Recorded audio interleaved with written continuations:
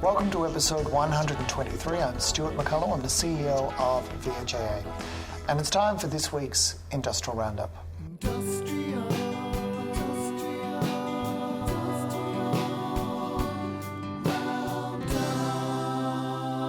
This week we're continuing meetings with members as part of the consultation process for the development of employer logs of claim. That process applies to the allied health professionals and the mental health agreements.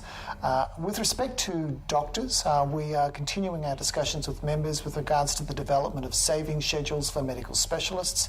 Also on the issue of doctors, for any member who wants to catch up on developments from last week's conference before Commissioner Gregory, there is a summary of that conference on the VHIA Yammer feed. Our rural and regional HR and IR managers meet this Wednesday, and a big thanks to all those rural and regional members who attended our regional forum last week in Sale. It was our 27th regional forum over the past 3 years, and next week we'll be heading to Port Fairy for the Barwon Regional Forum, and the following week we'll be in Kerrang and then Horsham, and it's not too late for members to register for those forums. The key focus of them will be preparedness for bargaining. Our monthly IR report will be issued to community health members this Friday. As always, all of our activities are summarised through the VHIA Yemen network. That's it for this week's Industrial Roundup. It's now time for the weekly update.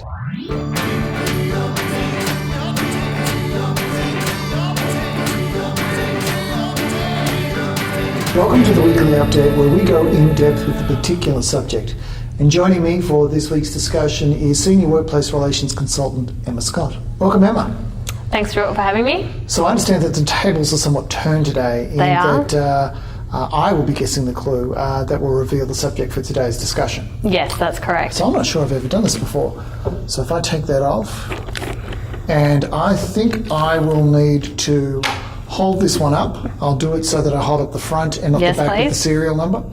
As such, but for the benefit of those people who are listening to this podcast rather than watching, that appears to me to be a Mikey ticket. That is correct. Have you used one of those before? Many, many times.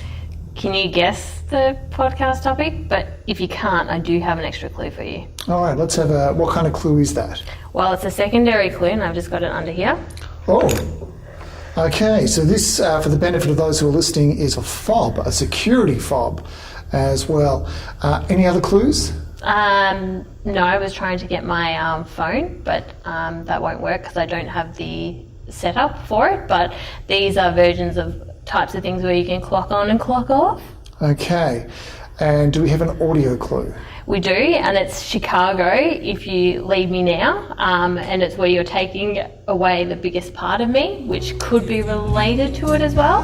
Unfortunately, I think I can hear Chicago right now, which is a bit confronting. So, this is a real mix of things. We have some middle-of-the-road rock, we have a security pass, and we have a Mikey card. So I would have to say that it's my security in Chicago. Close. It's about biometric data. That is indeed close enough. So that begs the obvious question: why has biometric data become a bit of a focus as of late?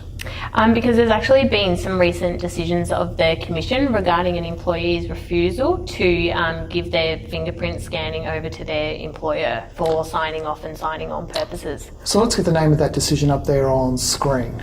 So it's the Jeremy Lee versus Superior Wood Pty Ltd 2019 FWCFB 2946. The full bench consisted of Deputy President Sams, Gostenik and Commissioner McKinnon in relation to that issue. So when was this full bench decision handed down? It was handed down in May 2019 this year. And given that it's a full bench decision, that strongly suggests that there must be also a single member decision with regards to the same matter. Well, you've got that one correct. There was a decision of Commissioner Hunt that was handed down last year on the 1st of November. So let's start at the start. Measures to record time and attendance are nothing new. People might remember using one of these. It's called a Bundy clock. Bundy clock? I have a different version of a Bundy clock actually, and I think we'll put it on screen now. That is a fair point. So let's get to the background of the cases. What is the background of the case? So in October 2017, the employer had a meeting with employees to basically let them know that they were announcing the introduction of fingerprint scanning. And what would employees be required to do? They were told that over the next week they had to register their fingerprints in order to then use the system ongoing. So what happened next?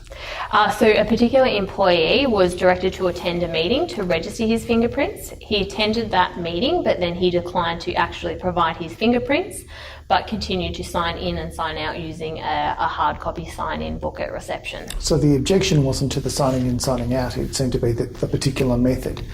So in terms of the employee's concerns, what were they? So the employee expressed concerns about the control of his biometric data once it was stored electronically. He was worried about third-party access and what would occur after that point, and he set those concerns out in writing to the employer. It's interesting that he's reduced those concerns to writing. Did the employer respond? Yeah, the employer did respond with some information from the scanner's supplier about the nature of the data collected, and really it outlined that the data won't be used for any other purpose other than linking the employee's payroll number to the clock-in, clock-out time. So this has a reasonably predictable trajectory. I take it that the employer introduced the new system and that the employee refused to use it. Yes, correct. So what happened was he was given a verbal warning for refusing to use the scanner, then 2 written warnings, and he was told that a continued failure would possibly result in termination. So they've been clear and it's been processed, but it's a fairly significant penalty. What happened next? So the employee wrote to the employer outlining some options for him to continue to be employed whilst also keeping his own biometric data. The employer and the employee met a couple of times following that, but it was still unresolved. Okay, so I take it that since this is an unfair dismissal case, it all has ultimately led to the employee's dismissal. Yeah, so from those discussions, the employer gave the employer show cause letter that didn't resolve, and he was terminated in February 2018. So before we get to the appeal, let's deal with the decision at first instance. What did Commissioner Hunt find? Firstly, she found that the site and attendance policy that was introduced was not unjust or unreasonable. That's interesting. So how so? Well, in summary, there were 3 matters. Firstly, it improved safety in the event of an emergency. The scanners improved the integrity and efficiency of payroll, and the employer had the right to manage its affairs by requiring the employees to comply with the policy. What else did Commissioner Hunt consider? She also considered the Privacy Act of 1988. So interesting that there is a legislative component that's being considered. Mm-hmm. What were the findings with respect to the Privacy Act? So what she did was she found that biometric data does fall under the description of the sensitive information requirement under the Privacy Act, and that it applied to the employer in this particular case. So what else does the Privacy Act require? So it requires that the employer mustn't require, the collection of sensitive information about a person unless the person consented to the collection of that information and it was reasonably necessary to collect the information for one or more of its functions or activities. So in this instance, consent was a reasonably straightforward matter? Yes, consent was the easy part. The Commissioner found that the other employees gave implied consent by registering their fingerprint data, but the dismissed employee didn't give consent because obviously they refused. Yes. Indeed. So what about the second element about reasonably necessary to collect? What did Commissioner Hunt find with regards to that element? So she found that it was reasonably necessary to introduce the scanners at the employer's premises after a suitable time of, practicing that, the process actually worked when you transition from old to new. So once a decision was made that scanning had been implemented properly, it was a reasonable course to adopt that process? Yeah, because there were no errors, essentially. Was there anything else? She did also find that using an alternative method for just one employee would be inefficient, inequitable and a burden for the employer. So that's quite specific, but just in terms of the general view of compliance with the Privacy Act in this instance. So there were a few matters that Commissioner Hunt considered. What were those matters? So firstly, Commissioner Hunt found that there may have been a breach in the Privacy Act in how the employer sought to obtain the consent. but really that they were matters for the Australian Information Commissioner and the Privacy Commissioner, so not really for the Commission to determine. And that secondly, she also found that the employer did not unlawfully collect the sensitive information from the employee because obviously it wasn't provided to them. So it's interesting that there may not have been a breach because there was a refusal. Why is that second element important? So it's important because under the Australian Privacy Principle 3, required sensitive information can only be collected by a lawful and fair means. What about the issue of providing a collection notice, a collection of personal information notice under the Privacy Act? Well, she actually also found negatively against the employer for this respect. In what regard? So she found that the employer didn't inform employees that the scanners collected their sensitive information, did not provide a collection notice to employees, and did not discuss its obligations in handling their sensitive information with employees. So really the employer merely told employees that the scanners were being introduced and that they would be required to use them. So given these concerns that have been identified about potential breaches under the Privacy Act, what did the Commissioner conclude with respect to the policy itself? Well, although it breached the Privacy Act and those principles, she didn't actually decide that the policy was unlawful, so she still found that it was a lawful direction. And from memory, there's an exemption under the Privacy Act with regards to employee records. Was that relevant? Yeah, so Commissioner Hunt did take them into account, and their particular exemptions under Section 7B93. And they were addressing the decision in terms of Commissioner Hunt finding that the employer still had an obligation to issue a privacy collection notice to employees. So that's a lot about the privacy component. Getting to the issue of a valid reason, what did the Commissioner determine about a valid reason? So the Commissioner did, although address a lot of stuff with privacy, she did make a few findings about a valid reason. So what were the observations around a valid reason? The employee made a concerted effort to identify alternatives, but there was no evidence that the employer had evaluated the costs of those alternatives. So the employer didn't consider an alternative? Yep, no, that's correct. The employer was entitled to install the scanners and create a policy governing and mandating the use of scanners at the workplace. What else? So the employer made significant efforts to provide additional information about the scanners to the employees and allay his concerns. What they responded with probably didn't really grasp all the particular issues that the employee had, but they did actually try to alleviate the concerns. There's this issue in terms of the difference between fingerprints as such and biometric data of the kind that they were collecting, which is a really interesting distinction. Yeah, really what the employee's concern was that the data that was given, although the employer was saying it wasn't fingerprint data, could be rehashed or recollected and made into a particular thing that could be used against him in his kind of privacy concerns. So I find it interesting there's sort of a determination that his understanding was incorrect, however. So really what the Commissioner found that was despite all of these possible breaches, that there was still a valid reason for the dismissal. Even though there were possible breaches under the Privacy Act? So yes, that's correct. A valid reason was found, and she also found that the process was not unharsh, unjust or unreasonable, so the application was dismissed. Okay, so that's the decision at first instance, but of course it's been appealed, and that's the reason why we're discussing it. Yes. How did the appeal go? So the full bench outlined 9 appeal grounds in relation to Commissioner Hunt's decision.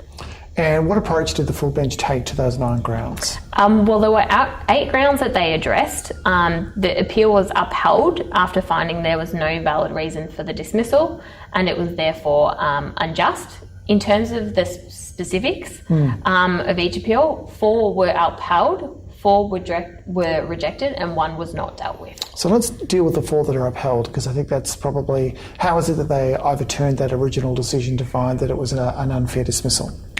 So in terms of the first ground, it was ground 1, and that was the finding that failure to comply with the policy was a valid reason for dismissal, even given potential breaches of the Privacy Act, and despite the finding that the employee was entitled to refuse to provide his biometric data. That's really interesting. So the question there is, did a potential breach of the Privacy Act mean that there was not a valid reason for dismissal, and effectively the full bench has said, well, that is correct. There is not a valid reason for that on that basis. Yeah, correct. So they did put some reasoning in there. So amongst other things, really what they found was that the employer's direction to say we require the data was actually unreasonable, because the principle allows people to, you have to refuse. to refuse because you have to give consent. What else? So the other things that they also did outline was, again, like not providing the notice and that kind of thing. But I guess Commissioner Hunt also did, decide that information. But in terms of ground 2, the finding that the employer's dismissal for protecting ownership of his sensitive information was not harsh, unjust and unreasonable in circumstances where he was threatened with dismissal for refusing to allow the collection of his biometric data. When he was effectively exercising a right that he had under legislation. So what else? So then there was also ground 5, and that was in relation to the finding that the introduction of biometric scanners was reasonably necessary. So the full bench did not find any compelling evidence to suggest the collection of the employee's fingerprint was reasonably necessary given the particular circumstances of the case. And the fourth ground that was upheld? So what we've got is then the ground 8, which is the finding that there was no breach of the Privacy Act with respect to the collection of information from the employee because his data was never collected. That's the issue of it's not enlivened because the data was never forcibly collected from that employee, which is effectively covered in that first ground. Yes, correct. Yeah. Okay, so what happened in terms of the remedy? So in terms of the remedy, there was a particular Commissioner Simpson issued a decision on the 22nd of July 2019. And what did the Commissioner determine? So the Commissioner determined that the reinstatement was not appropriate given the employer's loss of trust and confidence with the applicant. Also from evidence that was given, it was quite clear that there was a supported mutual distrust between the parties. And the applicant was awarded around $24,000 plus your statutory super amount. So having regard for this decision, these things are often reported as not allowing biometric data, but what's your view as to whether or not employers can utilise biometric data for time and attendance? So we definitely do think that that can still be used, but I think it's important for employers to consider the relevant privacy legislations, and obviously in this one it was dealing with an employer that was subject to the Commonwealth 1988 legislation, so making sure that you're complying with and going through that reasonable legislation to make sure you're adhering to that. Public health services aren't subject to that Commonwealth legislation, but there is Victorian legislation? Yeah, there's a Victorian legislation. There's actually a helpful guide that the Office of Victorian Information Commissioner has issued, and really it puts some information, high-level overview about biometrics and privacy. That is really good for employers to look at. And members can find that information where?